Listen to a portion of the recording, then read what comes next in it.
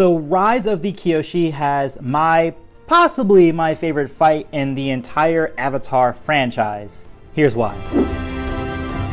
Hey guys, welcome to another short geek talk surrounding the Rise of Kyoshi. Today I wanted to discuss basically what I think is my favorite fight in the whole franchise. Let me first talk about what the actual scene is. Again, spoiler warning for anybody who has not watched, read Rise of the Kyoshi. Leave right now because I'm about to read a very, very spoiler-y passage from the book. "Kyoshi, run!" Kelsang shouted. He pushed her away and leaped at Jianzu, bringing his staff down to create a gale of wind. Jianzu brought Earth up to meet him, but they weren't fighting the same fight.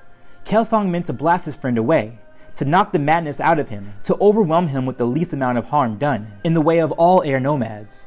Jianzu shaved off a razor of flint, no longer than an inch, sharp and thin enough to pass through the wind without resistance, and slice at where his victim was exposed and vulnerable.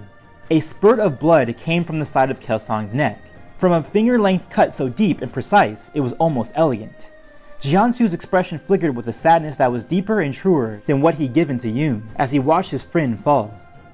Kelsang collapsed to the ground, his head bouncing lifelessly off the hard-packed earth.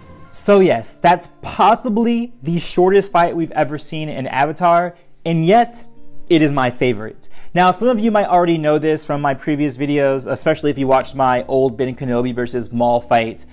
You know that I just kind of favor short fights. I'm not really a big fan of overlong fights. As great as they can be, as cinematic as they can sometimes be, I really appreciate the shortness and the deadliness, especially in the world of Avatar. I feel like some of the bending abilities that they have are extremely lethal, but we never actually get to see the full lethality of some of these elements put to use. Granted, we are watching a young adult kid show, so we can't see most of it, but in a book like this, which if you've seen my reviews, goes pretty dark and goes pretty in on some of these things. The fact that we saw an airbender try and do what airbenders do, you know, try to be very passive in the way they fight, use this big gale of wind to just push him back, just to push his friend back to get out of the situation. And then we see an earthbender who is kind of ruthless and just sends a little needle, a little pin needle, this small, like can't be that much bigger, to kill his friend, slicing him through the neck.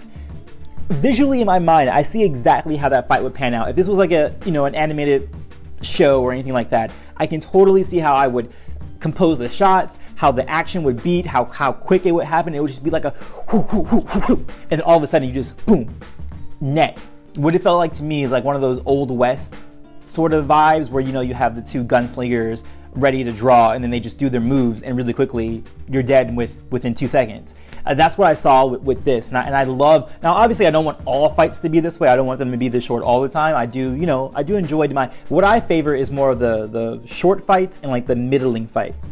So one of my other favorite fights, if you don't know, is Kuvira versus Suyin in book 4 of Legend of Korra. That one I would call a middle fight. And this book totally illustrates one of my favorite elements of a short form fight, and just how quickly someone can just be dead. You know, you do all this training. One of the big things I think that was mentioned in one of Kurosawa's films, The Seven Samurai, is that, you know, you do all this training for one moment. You know, you do several thousand katas, you know, in a month, in a week, whatever it is, how much you train, and then you get into the battlefield and then it's over in like 3 moves, you know, if that, you know. So I like that element. I like how final it felt with the death of, you know, Kyoshi's mentor at this point in the story, and just to know that, yeah, like, people are throwing fire at you, they're throwing boulders at you, there should be some deaths. And the fact that it wasn't just a big boulder that was thrown at him, the fact that it was a small needle-sized piece of earth that sliced through his neck